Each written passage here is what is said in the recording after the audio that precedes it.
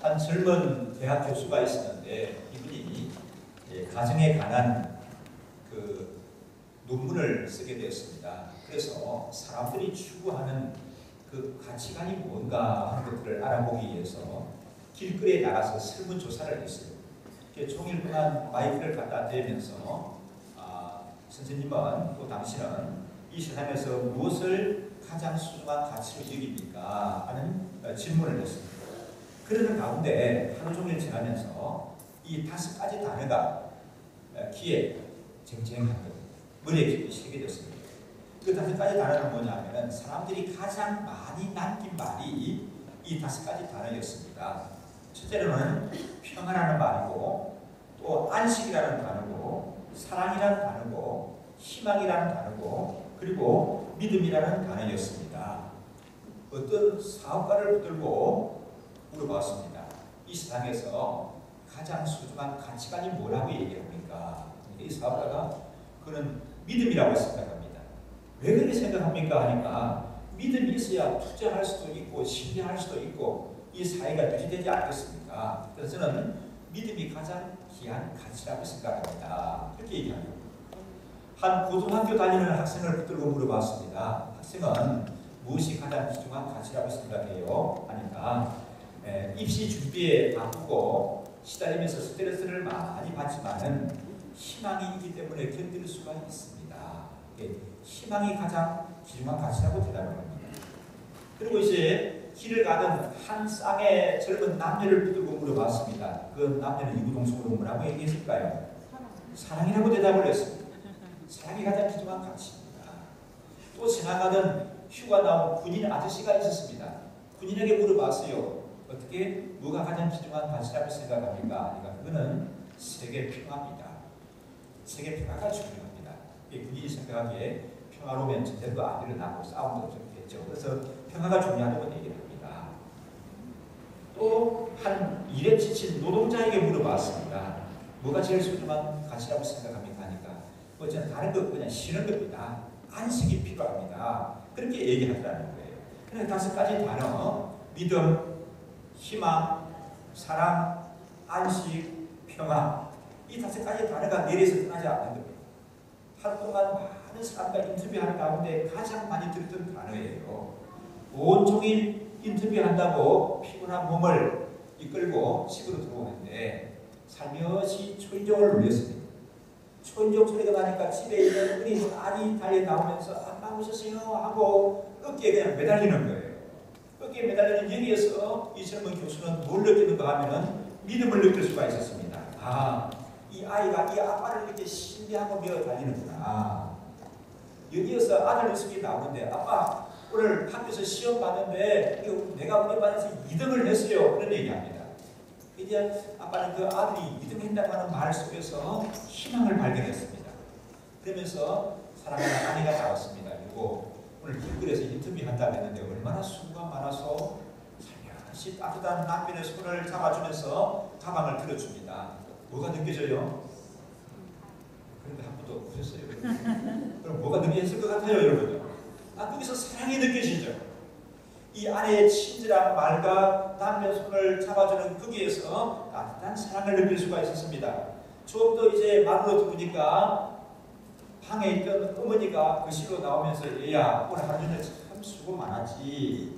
우리 밥을 배고플 건데 우리 같이 식사하자 그러는 거예요. 그 어머니의 말씀 속에서 뭐가 느껴지는가 하면은 안식이 느껴지더라는 거예요. 식구들이 다 식당에 모였습니다. 아내가 맛있게 음식을 만들었어요. 물론 진수성찬은 안 된다 할지라도 정성껏 만든 음식을 먹는 가운데 뭐가 느끼는가 하면 한없는 평화가 느껴지더래요. 그래서 이 젊은 교수가 온종일 사람들을 만나면서 인터뷰하면서 얻어낸 중요한 가치관이라고 하는 5가지 단어 뭡니까 여러분? 희망, 사랑, 안식, 평화, 믿음 이런 단어들이 다 어디에 있어요? 우리 집에 있구나. 사람들이 소중하게 여기고 추구하는 이 5가지 가치관이 다른 곳이 아니라 우리 집에 있구나 하는 것을 이 젊은 교수가 깨달았다는 거예요. 여러분 그렇습니다. 이 세상 살아가는 동안 많은 사람들이 아니면 많은 사람들뿐만 아니라 모든 사람들이 가정의 소중함을 알고 가정에서 행복을 누리기를 원합니다. 맞습니까, 여러분요? 하나님께서 우리를 하나님 형상대로 지으시고 제일 먼저 만드신 것이 뭡니까? 그게 가정이에요. 그게 가정 생활을 통해서 우리가 하나님이 마련하신 그 행복을 누리기를 하나님은 원하십니다. 그래서 가정 생활 속에서 행복을 찾지 못하고 다른 곳에서 행복을 누리려고 기웃거리는 사람이 있다고 하게 되면 그 사람은 굉장히 어리석은 사람이라고 말씀드려도 결코 틀리지는 않을 것입니다. 오늘날 이 사회가 혼탁한 이유가 뭔가? 사람들이 그런 얘기를 합니다. 사회가 혼탁하고 어려워서 가정에 문제가 많이 생겨난대요. 말이 맞습니까, 여러분요? 그 말도 맞길 돼요.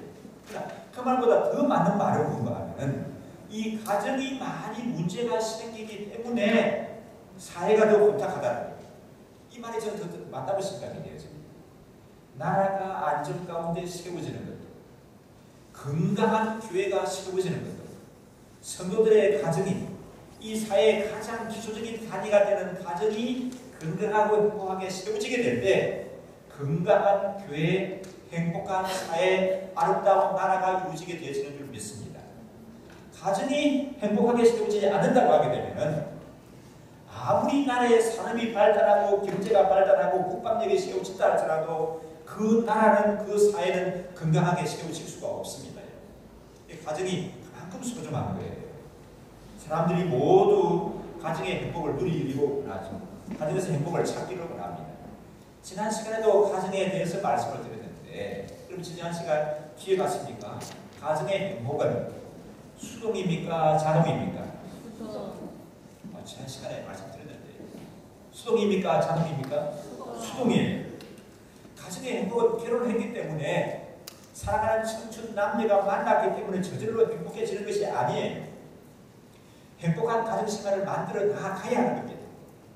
오늘 말씀드리고 싶은 것은 이 가정생활의 행복은 여러분 기성품이 없다는 거예요. 기성품. 기성품은 다 만들어진 거죠. 그죠? 만들어진 거 내가 사서 입으면 되는 거예요. 다 준비되어 있습니다. 준비된 거 내가 돈으로 사서 가지면 되는 거, 내게 되는 거예요. 가정의 행복은 그런 것이 아니에요. 기성품이 아니고 뭐 해야 되는 겁니까? 끊임없이 만들어가야 하는 겁니다. 한번 따라 하실까요? 가정의 행복은 기성품이 없습니다. 끊임없이 만들어가야 합니다. 여러분 동의하십니까? 아멘. 가정의 행복은 온 식구가 함께 만들어가야 하는 거예요. 그러면은 어떤 가정이 행복한 가정일까 하는 것에 대해서 몇 가지 정리해서 말씀을 드리겠습니다. 첫째로요, 여러분 행복한 가정생활을 원하시죠? 그럼 첫째로 행복한 가정생활은 여호와 하나님을 경외하는 가정이 되어야 합니다. 여호와 하나님을 경외해야 합니다. 우리 1절의 말씀 다시 한번 읽어보시면요, 오늘 본문 1절의 말씀 함께 읽습니다. 할렐루야. 여호와는 경외하며 그 계명을 크게 즐거워하는 자는 복이 있다. 할렐루야. 여호와를 경외하며 그 계명을 크게 즐거워하는 자는 복이 있다. 하나님을 경외하는 사람이 복이 있다. 그런데 여러분, 경외가 뭐죠? 애들은 울 수도 있습니다. 하지 말고 그냥 뛰어나가시면 돼요. 애들 그게 더 그런 거죠. 자, 여러분, 경외가 뭔가요? 경외. 경외라는 말은 공경할 겸이에요. 공경할 겸. 하나님을 공경한다. 하나님을 가장 소중히 여긴다. 그럼 왜라는 걸 모르는 것일까요? 왜? 두려워한다는 겁니다. 하나님을 가장 소중히 여기면서 하나님을 두려워할 줄 알아야 된다는 거예요. 그게 뭡니까, 여러분? 그게 경외예요. 하나님을 경외하는 사람이 되어야 됩니다. 여호와 하나님을 모시고 하나님을 경외하는 가정이 될 때 그 가정에 행복이 주어질 줄 믿습니다. 그래서 여호와 하나님을 경외하고 살아가게 될 때 하나님의 말씀의 원리가, 하나님의 말씀이 그 가정에서 이루어질 수가 있고 실천이 되어질 수가 있습니다. 그래서 이 하나님의 말씀이 그 가정에서 이루어질 때 그 가정이 작은 교회가 되는 것이고 작은 천국이 되어지는 것입니다. 우리가 이 세상 살아가면서도 천국은 이런 것이겠다, 이런 곳이겠다, 천국 가게 되면 이렇겠구나 하는 것을 느끼고 맛볼 수 있는 곳이 어디고 하면은 가정이 되어야 됩니다. 근데 여호와 하나님을 경외하는 가정이 될 때 그 천국은 이런 것이다, 이런 것일 거다는 것을 우리가 짐작을 할 수가 있어요. 그리고 천국의 기쁨을 맛보고 짐작할 수가 있는 것입니다.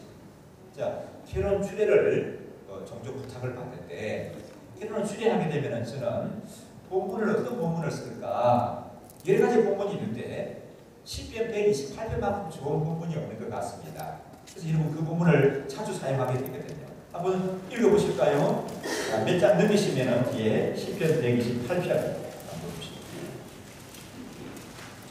시편 128편 6절까지 있는데 한 목소리 우리 함께 한번 읽겠습니다. 함께 읽습니다. 여호와를 경외하며 그의 길을 걷는 자마다 복이 있도다. 내가 내 손이 수고한 대로 먹을 것이라. 내가 복되고 형통하리로다. 내 집 앞방에 있는 내 아내는 결실한 포도나무 같으며 내 식탁에 둘린 앉은 자식들은 어린 감람나무 같으리로다. 여호와를 경외하는 자는 이같이 복을 얻으리로다. 여호와께서 시온에서 내게 복을 주실지어다. 너는 평생의 예루살렘의 번영을 보며 내 자식의 자식을 볼지어다. 이스라엘에게 평강이 있을지어다. 자, 여기 보면은 세상 사람들이 추구하는 온갖 행복들이 약속이 되어 있습니다. 가정이 아내와 남편이 백년해로하면서 살아가는 그런 행복이 담겨져 있습니다. 수고하는 데는 손이 수고하는 거 하나님이 물질을 얻을 것이라고 얘기를 하고 있습니다. 그 자식들은, 아들들은, 딸들은 잘 나서 나라와 민족 앞에 기둥처럼 대들보처럼 쓰임받는 그런 큰 은혜의 복이 주신다고 약속을 했습니다. 근데 여러분, 이런 복을 누가 누린다고 얘기하고 있습니까? 시편 128편 보니까 여호와 하나님을 경외하는 가정이, 여호와 하나님을 경외하는 사람에게 이런 은혜가 주어질 것이다, 그렇게 말씀했습니다. 여호와 하나님이 그 중심에 안 계시면 그 가정이 아무리 많은 물질을 가지고 있다 할지라도 행복할 수가 없습니다. 세상 사람들은 참 성공한 가정이라고 말한다 할지라도 여호와 하나님이 그 중심에 계시지 않으면 세상 사람들이 말하고 부러워하는 그 성공이 행복으로 누려지지가 않는 것입니다. 그래서 시편 127편에도 보면 이렇게 말씀했죠. 여호와께서 집을 세우지 아니하시면 누구의 수고가 헛되다고요? 집을 세우는 자의 수고가 헛될 수밖에 없다고 말하고 있습니다. 여호와께서 성을 지키지 아니하시면 하수군의 경성함이 허사라고 말하고 있습니다. 많은 전략 무기를 가지고 뛰어난 경제력을 가지고 또 높은 군사력을 가지고 있다 할지라도 여호와 하나님이 그 나라를 지키고 보호하지 아니하신다고 하게 되면 그런 것들이 나라가 지켜지지 않는다고 말하고 있습니다. 그리고 또 시편 127편에 말씀하죠. 너희가 부지런하여서 일찍이 일어나고 늦게 자리에 누우며 수고의 떡을 먹으니 헛되도다. 부지런한데 얼마나 부지런한가 하면 새벽비를 보고 출근을 해요. 하루 종일 일하고 밤이 늦어서 퇴근을 합니다. 그렇게 부지런히 생활한다 할지라도 여호와 하나님이 돕지 아니하시면 수고의 떡을 먹는 것이 헛되다. 너희가 수고하고 애쓰는 것이 헛될 수밖에 없다. 말씀이 그렇게 얘기하고 있습니다. 그래서 여러분, 여호와 하나님을 경외하면서 주의를 성수하면서 살아가는 그런 가정이 되지 않은 줄 믿습니다.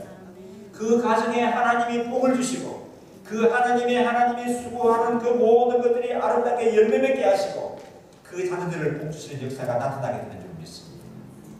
오늘 말씀 2절 말씀을 다시 한번 보시면요. 함께 읽겠습니다. 그 후손이 땅에서 강성하며 정직자의 집에서 복이 있으리라. 그 후손이 땅에서 강성할 것이고 그 후손에게 복이 있게 될 것이다, 그렇게 말씀하죠.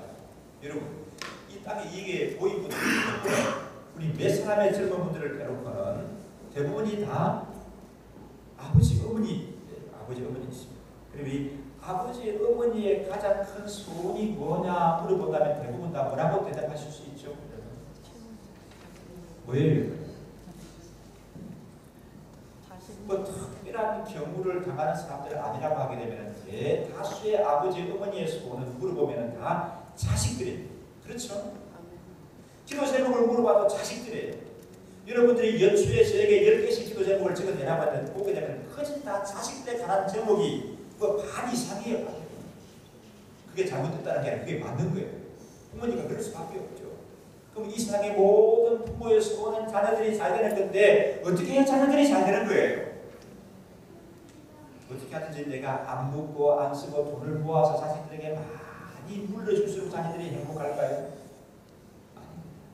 오늘 말씀에 2절에 보니까 뭐라고 말했습니까? 그 후손들이 복을 받고 행복하게 된다. 어떤 사람? 여호와 하나님을 경외하는 자녀의 가정들이, 여호와 하나님을 경외할 줄 아는 집안의 자녀들이 복을 받게 될 것이고 그 자손들이 이 땅에서도 행복을 누리게 될 것이라고 말씀하고 있습니다. 그래서 여호와 하나님을 경외하게 될 때 그 자녀들이 잘 되는 복을 하나님이 허락해 주시는 줄 믿습니다. 우리 신약성경 사도행전 10장을 보면은 아주 믿음 좋은 한 사나이가 나옵니다. 그 이름이 누구죠, 여러분요? 사도행전 10장. 갑자기 10편의 본문을 보다가 사도행전으로 건너뛰니까 잘 모르겠습니다. 사도행전 10장에 나오는 사나이가 누구죠, 여러분요? 고넬료예요. 고넬료는 이방 사람입니다. 이방 사람인데 그 온 집안이 다 예수 믿고 성령 충만을 받게 되었습니다. 이 복음의 역사를 보면은 복음이 유대인들에게만 머무르고 있었지 않습니까? 그런데 이방인으로서 온 집안이 성령 충만을 받은 것은 고넬료가 첫 번째입니다. 그리고 이 베드로 사도가 이방인인 고넬료를 만남으로 말미암아 유대 땅에만 유대인들에게만 머물러 있던 복음이 활장문이 열려서 이방 땅으로 향해서 전파에 나아가는 거예요. 그래서 저희 어머니께서 어릴 때 기도하실 때 보면 우리 집안이 꼭 아브라함의 집안과 같이 고넬료 집안과 같이 예수 잘 믿게 해달라고 그렇게 기도했었는데 우리 집안이 다 예수 믿는 집안이 되었습니다. 그럼 고넬료가 그렇게 하나님의 큰 축복을 경험하게 된 비결이 뭘까? 궁금하지 않으세요? 사도행전 10장에 보면 1절에 이렇게 말합니다. 고넬료를 얘기하면서 그가 경건하여서 온 지방과 더불어서 하나님을 경외했다. 그렇게 얘기합니다.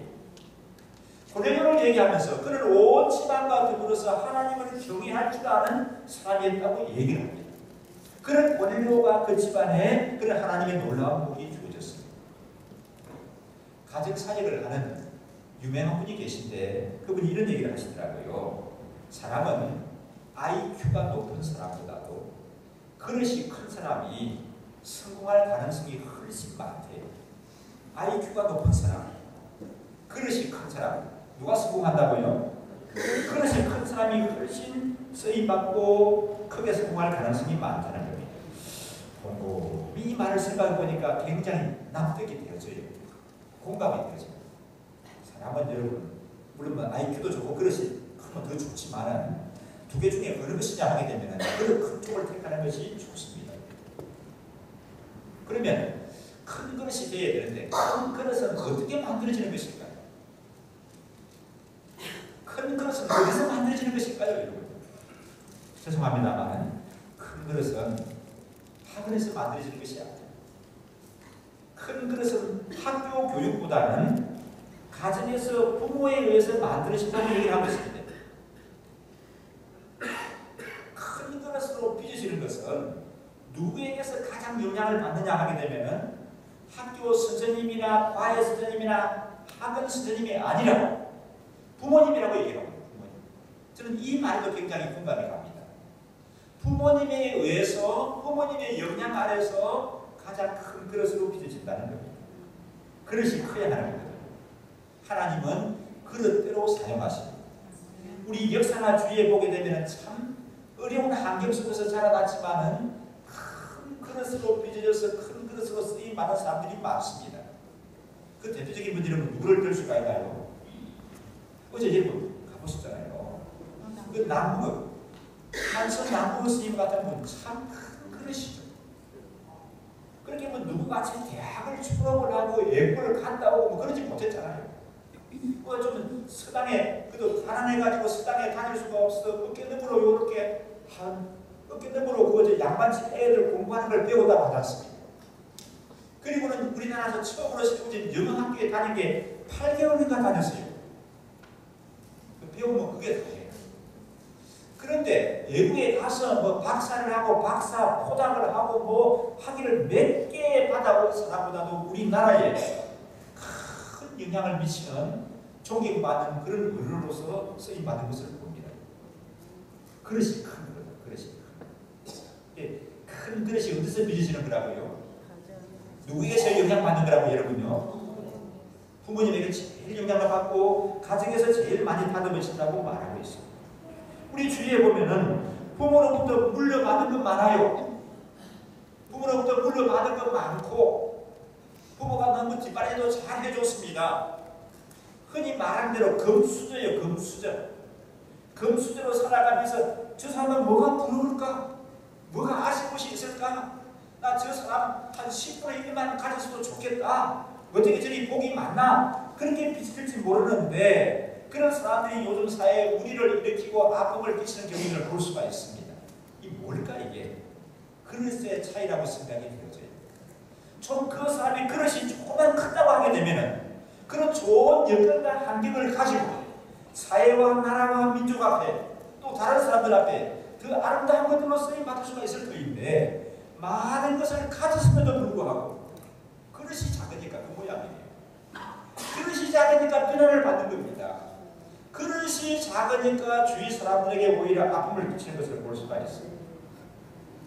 어떤 일을 맡았는데 처음에는 잘 나가다가 중간에 주지 않아 버려요. 좀 지나니까 뭐 흐지부지 돼버려요. 뭐 때문에 그래요? 그릇이 작아서 그렇습니다. 그릇이 작아서. 그릇이 그것밖에 안 되기 때문에 그런 거예요. 큰 그릇은 여호와 하나님을 경외하는 아버지와 어머니를 통해서 빚어진다는 사실을 놓치지 마십시오. 두 번째로 생각할 수 있는 것, 행복한 가정을 어떻게 이루어질까요? 서로 존중해야 합니다. 서로 존중해야 합니다. 한번 따라하실까요? 부부가 아시신 분은 옆 사람 마주 보게 합니다. 우리 서로 존중합시다. 자기 주어진 역할에 최선을 다하면서 식구들 서로 존중하게 될 때 그게 행복이 살아나게 되고 행복이 열매가 맺어지는 줄 압니다. 서로를 존중히 여겨야 하는 거예요. 그럼 서로를 존중히 여기는 게 어떤 것인가? 좀 막연할지 모르겠습니다. 그래, 구체적으로 말씀을 드릴게요. 서로를 존중히 여기기 위해서는 이 두 가지를 하나씩 지키면 됩니다. 두 가지 중에 첫 번째가 뭐냐 하면은 사람은 다 실수할 수 있다는 걸 인정을 해야 되는 거예요. 실수할 수 있다는 걸 인정하십시오. 사람은 본능적으로 아담 할아버지, 하와 할머니들은 본능적으로 그런 DNA를 가지고 가요. 어떤 것인가 하면은 자기 자신에 대해서는 아주 간대해요. 자신이 그렇다는 것을 몰라요. 남이 그런 거는 금방 드러나면서 크게 보이는데 자기도 그러면서 자기는 모른다니까, 자기가 그러는 줄을. 그리고 또 한 가지, 자기가 실수해도 자기가 실수하면 금방 용서가 돼요. 용서가. 본능적으로 자기 용서를, 자기 실수를 덮고 용서하는 것이 뭐다? 인간이라니까요. 여러분이 괜찮게 여러분 자신을 생각하는 것은 정말 여러분이 완벽한 삶이라서 그런 것이 아니에요. 왜 그렇다고요? 자기 자신이기 때문에 쉽게 용서해버리고 자기 자신이기 때문에 간대해서 그런 겁니다. 알고 보게 되면 여러분 남편이나 아내나 또 연수 되신 부모님처럼 우리들도 실수가 많은 사람이라는 것을 놓치지 말아야 할 줄 압니다. 저는 사람들이 참 기억력이 좋다고 그래요.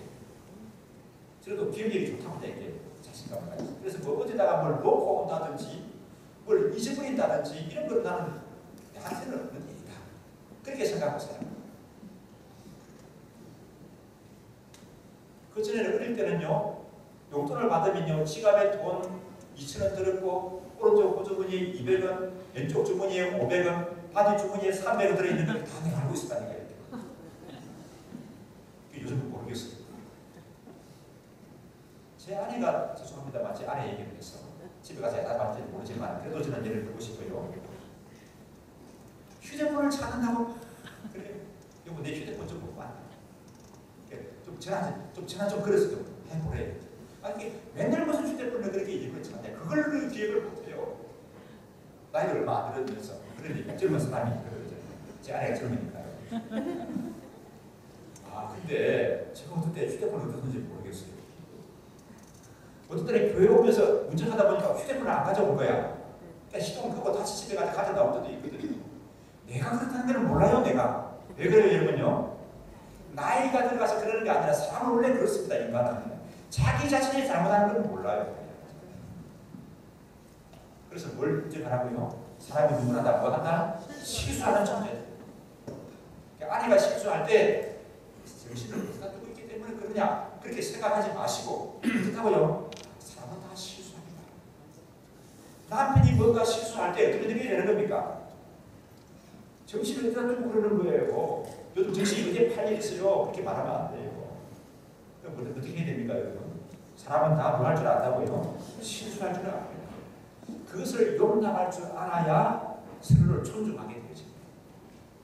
또 서로를 존중해야 되는데 존중하는 건 두 번째는 뭐냐 하게 되면은 서로를 존중하기 위해서는 말을 조심해야 됩니다. 말. 성경은 이 말을 지혜롭게 하고 덕스럽게 하고 조심해야 되는 것에 대해서 굉장히 많은 부분에서 얘기해요. 그리고 이 말을 끌어 사용에 대해서 가장 많은 내용을 다루는 것이 성경 66권 중에서 어느 것일까요? 잠언이에요. 잠언의 주제가 뭡니까? 지혜이죠. 어떤 사람이 지혜 있는 사람인가? 어떻게 해야 지혜 있는 삶을 살아갈 것인가 하는 것을 얘기하는 가운데 가장 많이 말씀하고 다루는 것이 말에 대해서 의에 대해서 얘기하고 있습니다. 잠언 15장 23절에 보니까 사람은 그 입의 대답으로 말미암아 기쁨을 얻나니 때에 맞는 말이 얼마나 아름다운고 그랬습니다. 그 잠언에 보면요, 사람이 죽고 사는 것이 혀의 근처에 달렸다고 말합니다. 죽고 사는 것이. 여러분, 사람이 죽고 사는 것이 어디에 달렸다고요? 말에 달려있다. 자기 한 말에 달려있다는 거예요. 자기 말 때문에 죽기도 하고 살아나기도 하는 경우가 있다는 거예요. 잠언 25장 11절에 보니까 경우에 합당한 말은 알로 새긴 은쟁반의 금사과와 같다. 알로 새긴 은쟁반이 얼마나 귀합니까? 거기에 황금으로 사과를 만들어 놨어요. 얼마나 큰 보물이에요. 뭐가 그거와 같다고요? 경우에 사리에 막 입이 가벼워가지고 잔소리가 많아가지고 시도 때도 없이 말을 늘어놓는 것이 아니라 꼭 필요할 때마다 한마디씩 하는 그 말이 얼마나 필요 적절한지 도움이 되어지는지 알로 새긴 은쟁반의 금사과와 같다. 그렇게 말하고 있습니다. 골로새서 4장 6절에 보니까 이렇게 말했습니다. 너희 말을 항상 은혜 가운데서 소금으로 고르게 함같이 하라. 그리하면 각 사람에게 마땅히 대답할 것을 알리라. 그렇게 말했습니다. 말을 고르게 하는데 뭐같이 고르게 하라고요? 소금을 고르게 하는 것 같이 고르게 하라. 그렇게 말했습니다. 소금 소중한 것이죠. 맞습니까? 소금이 들어가야 음식이 맛이 납니다. 맞습니까? 요즘은 건강을 생각한다고 해서 소금을 전혀 안 넣고 음식을 만드는 것은 아마 어려울 거예요. 저는 한번 얘기했는지 모르겠는데 제가 잘 아는 목사님이 이 커피 매니아예요. 커피. 근데 이분이 미국에서 살 때 참 커피 맛을 기막히게 잘 내는 카페를 알고 있었어요. 그 카페에 자주 갔대요. 어떻게 커피가 이런 맛이 납니까? 그걸 좀 알게 해주십시오 하고 물어보니까 이 커피 카페 주인이 안 가르쳐 주죠. 근데 이제 한국을 오게 되어서 인사를 갔대요. 내가 이제 며칠 후에는 우리 고국 한국으로 영영 돌아가게 되었습니다. 물어보니까 이제 그때서 가르쳐 주더라는 거예요. 당신이 한국을 간다니까 가르쳐 주겠는데 커피를 끓일 때 소금을 치는 것이 비법이라는 거예요. 소금을. 그게 맛이 나다. 커피를 아무것도 잘 모르는데 그렇다면 여러분 집에 가서 오늘 커피를 소금을 넣고는 이김 목사가 말씀을 잘못했다 그렇게 말하면 안 되는 거예요. 소금을 넣는데 그래서 그걸 얼마만큼 어느 때 넣어야 되나 그거는 저도 몰라요. 그게 비결이라는 거니까. 음식을 만드는데 여러분 소금을 고르게 넣어야 되는 거죠. 소금을 듬뿍 쳐야 될지 작게 쳐야 될지 생선 간을 한다든지 젓갈을 만든다든지 김장을 한다든지 이게 소금 들어가는 용도가 달라요. 그렇죠? 소금 들어가는 양이 다르죠. 그냥 뭐 지금 이렇게 막 팍팍 뿌리잖아요. 이렇게. 근데 국을 끓이는데 소금을 지어가지고 팍팍 뿌리면 이게 국을 먹을 수가 있으니까요. 전을 부칠 때 그래가지고 음식을 할 수가 있으니까. 소금을 고르게 사용하는 것 같이 뭘 고르게 써야 된다고요? 너희 말을 고르게 할 수 있어야 된다고 골로새서 4장에서는 말씀하고 있어요. 너희 말을 항상 은혜 가운데서 소금으로 고르게 함같이 하라. 그렇게 말씀하고 있어요. 그래서 여러분 이 말에 덕을 세워야 됩니다.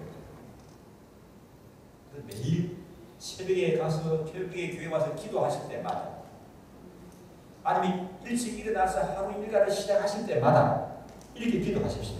하나님 아버지 소금으로 고르게 함같이 오늘도 내 혀를 주께서 사용하여 주옵소서. 소금으로 고르게 함같이 오늘도 내 혀를 하나님 주장하여 주옵소서. 그렇게 기도하십시오. 이 말이 너무 길어서 생각이 안 하시는 거예요. 하나님 아버지 오늘도 내가 말에 덕을 세울 수 있게 하여 주옵소서.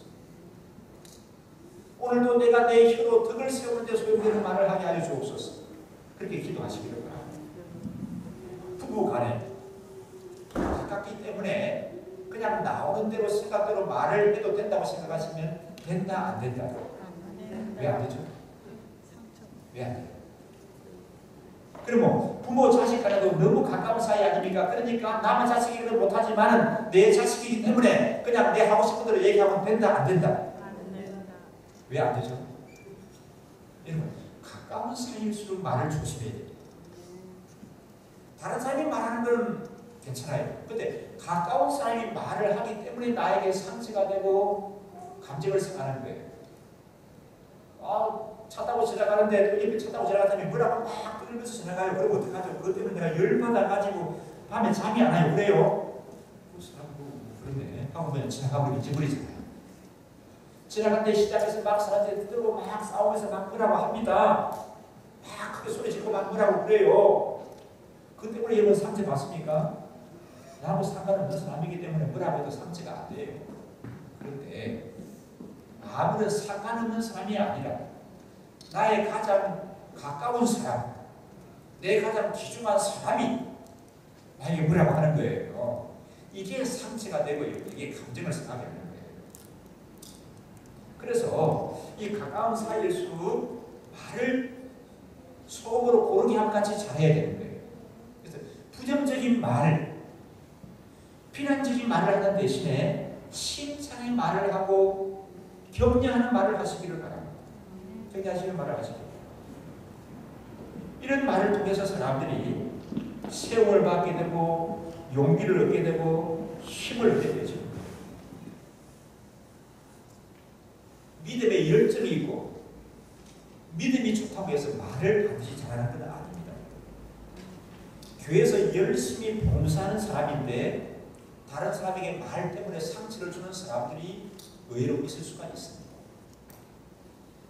제가 이제 자라난 교회에서 소명을 받고 신대문을 갔습니다. 그래서 제가 중도부를 지도하다가 청년부를 지도하게 됐는데 전도사 시절에 그 다 내보고 형 오빠 하는 그 동생들이 청년부 부원이었습니다.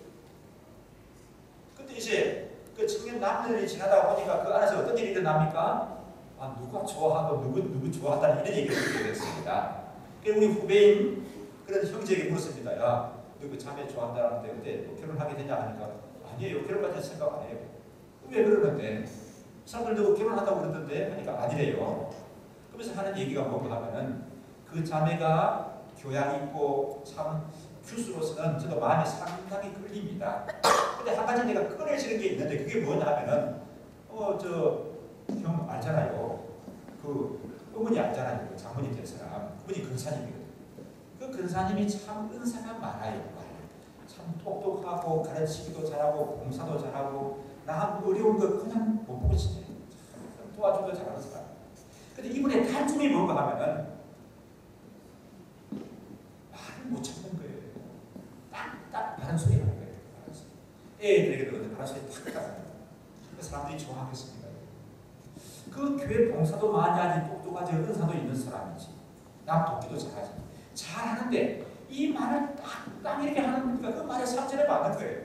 그래서 이 사이될 친구가 그 집에 저희 집에서 이 아이를 이 남자친구를 좋아해요. 형제를. 그런데 난 자신 없다는 거야. 자신 없어. 왜? 누구 때문에? 누구 때문에 자신 없어요? 다 좋은데 우리 장모님 될 사람 때문에 난 자신이 없대요. 장모님 음식 솜씨도 좋은데 뭐가 문제라고요? 바른 말을 잘하신다. 그래서 결국 보니까 그게 아무도 안 결혼했어. 그렇지 않아요? 여러분 잘 생각하십시오. 여러분 말씀 막 함부로 하게 되면 딸 결혼하는데 지장 받을 수 있어요. 여러분. 말 함부로 막 하시게 되면은 며느리 볼 때도 지장이 있을 수가 있습니다. 여러분. 가까운 사이일수록 자극하는 말, 공격하는 말, 비난하는 말을 삼가해야 됩니다.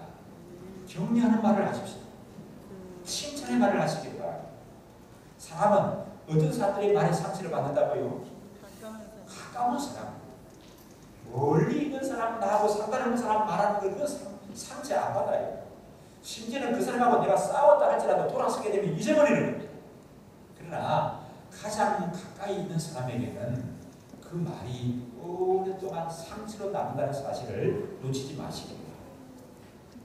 아내의 칭찬하는 말 한마디가 남편의 삶의 의욕을 높입니다. 남편의 칭찬하는 아내에 대한 칭찬 한마디가, 격려 한마디가 아내에게 살아가는 삶의 보람을 느끼게 됩니다. 죄송합니다만 여러분 그렇게 많은 연봉을 집에 가져오지 못한다 하실지라도 남편이 아내를 칭찬하고 인정하시게 되면 아내는 살아가는 보람을 느끼는 거예요. 그렇습니까? 안 그렇습니까? 우리 권사님들 그래요? 안 그래요? 그리고 제가 아주 친하게 지내는 장모님이 계시는데 이분은 전국적인 스타입니다. 사업을 해서도 성공을 했는데 뭘 쓰라고 하면 부부 강사. 이 가정생활 세미나 인도하는 유명한 전국적인 스타가 되는 방송에도 여러 번 나왔거든요. 그분이 책을 한번 사인해 주더라고요. 그 책 제목이 뭔가 하면은 아침 키스가 남편의 연봉을 높인다. 아침 키스 남편의 연봉을 높인다. 무슨 말을 하게 되면은 그 아내가 남편을 인정하고 칭찬 한마디씩 해주는 그게 남편이 밖에 나가서 큰 그릇으로 쓰임 받는데 엄청나게 작용을 한다. 우리 자매님 여러분들 집에 들어가서 내일부터 실천을 하십시오. 남편에게 한마디 그 볼에다가 살며시 키스를 해주시오. 그게 참 쑥스럽고 안 되시는 분은 칭찬을 한마디씩 해주십시오. 그럼 틀림없이 머지않아 남편의 연봉이 올라갈 거다. 여러분 부부가 살아가면서 싸움을 안 할 수가 있습니까? 없습니까? 없어요. 대장님 있습니까? 없습니까? 있습니까? 있어요. 대장님 한 번도 안 싸웠어요? 장모님 계시면 대장님 한 번도 안 싸웠습니까? 제가 이번에 대장 안 물어볼게요. 자, 어떻게 부부가 싸우면서 살아가면서 안 싸우고도 살아갈 수가 있습니까? 저는 안 싸우고도 살아갈 수 있다는데 손을 들고 있습니다. 왜? 제가 그런 사람들을 보거든요. 근데 그런 사람들이 의외로 세상에 목사님이 몰라서 그렇지 안 싸우고 살아가는 부부가 어디 있겠습니까? 의외로 저는 그런 사람들을 자주 만나요. 한 번도 안 싸우고 살아가는 사람을. 정말이라니까요.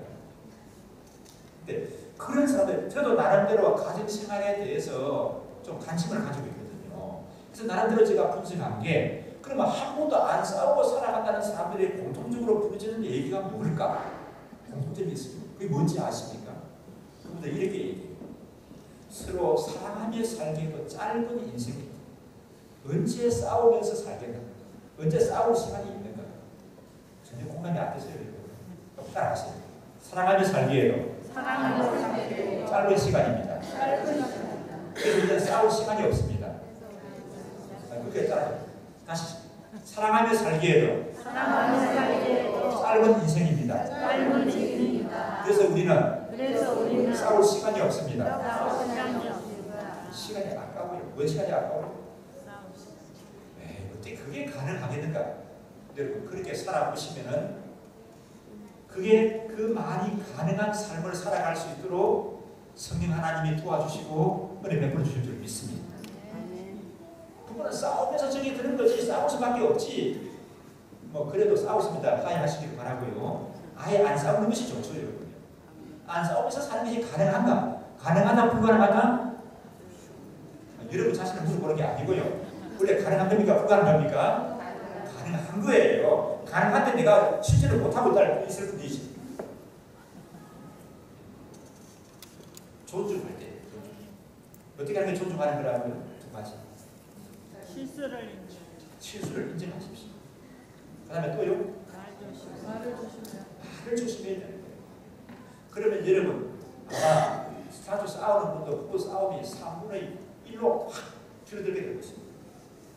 또 그렇게 조금만 더 실천하게 되면 성령이 도우셔서 정말 안 싸워도 우리가 오늘 하루를 지냈네.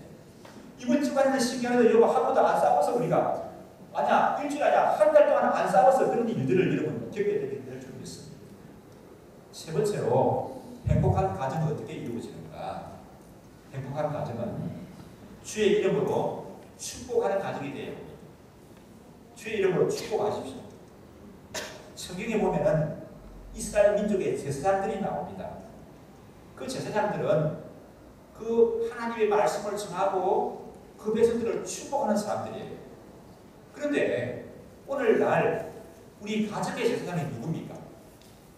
여러분 가정의 제사장은 이 김 목사입니다. 맞습니까? 아니고 여러분 가정의 제사장은 부모님들이 그 가정의 제사장이에요. 아멘. 하나님이 그렇게 세우신 겁니다. 여러분 부모님들을 여러분 가정의 제사장으로 세우셨어요. 그 구약의 제사장이 하나님의 말씀을 선포하고 또 그 백성들을 축복할 수 있는 그런 축복권을 가지지 않습니까? 하나님께서 부모님을 가정의 제사장으로 세우셨기 때문에 우리 자녀들을 우리 가정을 하나님 말씀으로 잘 인도하는 것뿐만 아니라 가정에 속한 사람들을 축복할 수 있는 그런 권한이 우리 부모님들에게 주어진 줄 믿습니다. 그래서 여러분 자녀들의 머리에 손을 얹고 아니면 자녀들의 손에 손을 잡고 자녀들을 껴안고 축복해 주시기를 바랍니다. 그리고 우리 자녀들은 부모님으로부터 축복받기를 원하시고 또 그 축복받는 것을 가장 귀하게 여기시기를 바랍니다. 뭐 많은 것을 물려주고 남겨주는 것을 귀하게 여기는 것뿐만 아니라 그보다 더 귀한 것을 남겨주고 물려준 것은 없어질 수도 있습니다. 그러나 아버지 어머니가 우리를 향해서 축복해 주신 그 축복은 주의 이름으로 하는 축복이기 때문에 없어지지 아니하고 많은 것이 쌓여지는 줄 믿습니다. 그 기도가 쌓여져야 하고 축복이 쌓이지 않은 줄 믿습니다. 부모의 축복대로 되어집니다. 한번 따라할까요? 부모의 축복대로 되어집니다. 부모의 축복대로 되어집니다. 여러분 부모의 사랑을 많이 받고 축복을 받고 자라는 자녀들이 귀한 자녀들이에요. 창세기 9장에 보면은 우리 조상 인류의 조상이 나옵니다. 창세기 9장에 나오는 인류의 조상은 뭘까요? 아담 할아버지 할머니는 다 돌아가시고 그 먼 후 시대에 또 인류의 조상이 나타나는데 그게 노아 할아버지죠. 맞습니까 여러분? 노아 할아버지에게는 아들이 3명이 있었습니다. 함이 있고 야벳이 있고 그 다음에 셈이 있었습니다. 그런데 보면은 그 셈을 축복할 때 노아 할아버지에게 이렇게 축복합니다. 셈의 하나님 여호와를 찬송하리로다. 셈의 하나님 여호와를 찬송할 것이다. 야벳이 있고 함이 있는데 야벳이나 함에게 그렇게 말할 것이 아니라 이 셈의 하나님을 찬송할 것이라고 노아 할아버지가 그렇게 셈에게 축복을 해줬어요. 그 축복이 어떻게 이루어지는지 보십시오. 믿음의 조상 아브라함이 누구의 자손입니까? 셈의 자손이에요. 또 왕 중의 왕이라고 불려주는 다윗이 누구의 자손입니까? 셈의 자손이에요. 우리 인류의 구원자로 오시는 예수님이 누구의 자손으로 오십니까? 셈의 자손으로 오시는 것을 볼 수가 있습니다. 창세기 27장에 보면은 이삭이 그 아들 야곱에게 축복하는 장면이 나옵니다. 야곱은요 좀 간사하고 사랑이 닿지 못하고 좀 그런 약삭빠른 데가 있죠. 근데 야곱이 잘하는 거 한 가지가 뭐냐 하면은 아버지로부터 받는 축복이 얼마나 귀한 것인가. 이거는 그 세상에 무엇과도 비교할 수 없다는 것을 아는 사람이 야곱이었습니다. 그래서 야곱은 그 아버지로부터 받는 축복이 너무 귀하기 때문에 그 축복은 누구에게도 양보할 수가 없고 수단과 방법을 가리지 아니하고 아버지에게 그 축복을 받아야 된다는 것을 아는 사람이었어요. 근데 그 혐의에서는 어떻습니까? 돌아다닌다고 그걸 몰라요. 아버지로부터 받은 축복은 그건 뭔데? 자기 동생이 팥죽 한 번 하고 바꾸려 하니까 배고파 죽겠는데 그래 바꾸자. 이렇게 대수롭지 않게 여기는 사람이었어요. 근데 자 이삭이 눈이 어두워지게 되죠. 아버지 이삭이 누구에게 그 복을 축복을 하게 됩니까? 야곱에게 축복을 하는 거예요. 나중에 에서가 그걸 알고는 찾아와가지고 아버지 나에게도 그 복을 축복해 주십시오 하니까 내가 축복해야 할 그 장자의 축복의 명분을 나는 야곱에게다 다 축복해 버리고 말아. 아버지 그 남은 무슨 얘기가 있을 거 아닙니까? 그 무슨 얘기라도 좀 나에게 좀 나눠주십시오 하면서 막 울고 계속 축복을 하면서 간구하는데 때가 이미 늦어버리고 말았어. 때가 이미 늦어버리고 말하고 돌이킬 수 없는 것을 봅니다. 또 창세기 48장 49장에 보면은 야곱의 아들이 몇 명이었습니까? 12명이었어요. 이제 하나님 나라로 갈 때가 가까워서 야곱이 아주 영적인 눈이 열렸습니다. 그래서 이만을 가지고 그 12아들을 하나씩 다 축복하는데 성경에 보면 그 야곱이 축복한 대로 그 야곱의 아들들이 다 복을 받은 것을 봅니다. 그 중에서 여러분 가장 많은 복을 받은 아들이 누구죠? 요셉입니다. 요셉을 축복하는 장면이 49장 26절에 나와요. 내 아비의 축복이 내 부여조의 축복보다 나아서 영원한 산이 한옥성같이 이 축복이 요셉의 머리로 돌아올 것이고 그 현재 좀 뛰어난 자의 정수리로 돌아오게 될 것이다. 이렇게 말씀합니다. 그래서 여러분 요셉이 가장 큰 복을 받았어요. 그 뭐냐면 아버지 야곱이 그 요셉에게 그렇게 축복하셨거든요. 그 아버지 야곱이 축복한 대로 요셉이 복을 받은 것을 봅니다. 자, 사랑하는 여러분, 여러분은 가정에 뭐라고요? 제사장.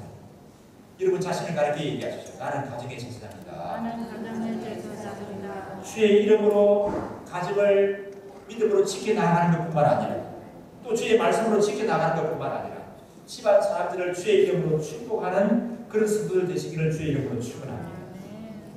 하루에 한 번 자녀를 축복하라는 책이 있습니다. 굉장히 베스트셀러거든요. 하루에 한 번 자녀를 축복하라. 그 책에 보면은 그렇게 말합니다. 가치관이 혼돈이 되고 어지러운 이때 가장 확실한 투자가 무엇인가? 가장 확실한 투자는 자녀를 축복해 주는 것이다. 가치관이 혼돈하고 어지러운 시대를 살아갑니다. 가장 확실한 투자는 뭐 하는 거라고요? 부모가 자녀를 축복해 주는 것이다. 그렇게 얘기합니다. 그리고 그 책 내용에 보게 되면 자녀를 축복하는 그 기도문을 볼 수가 있습니다. 우리 아론 대제사장이 축복하던 그 기도문을 인용을 했는데 민수기 6장 24절에서 26절을 인용을 했습니다. 여호와는 아무개에게 복을 주시고 아무개를 지키시기를 원하며 여호와는 그 얼굴을 아무개에게 비시사 은혜 베푸시기를 원하며 여호와는 그 얼굴을 아무에게로 향하여 주사 평강 주시기를 원합니다. 우리 아들이 진수이기 때문에 진수라는 얘기를 하면 여호와는 진수에게 복을 주시고 진수를 지키시기를 원하며 여호와는 그 얼굴을 진수에게 비치사 은혜 베푸시기를 원하며 여호와는 그 얼굴을 진수에게로 향하여 드사 평강 주시기를 원합니다. 이렇게 기도하라는 거예요. 기도할 때 누구의 이름을 넣으라고요? 우리 아들 진수가 아니라 내가 하는 거고 여러분들 누구의 이름을? 여러분 자녀 이름을 넣어서 지민에게 은혜 주시기를 원하고 며느리가 민정이든가요? 민정에게 은혜 주시기를 원하고 자녀의 이름을 넣어서 읽으십시오.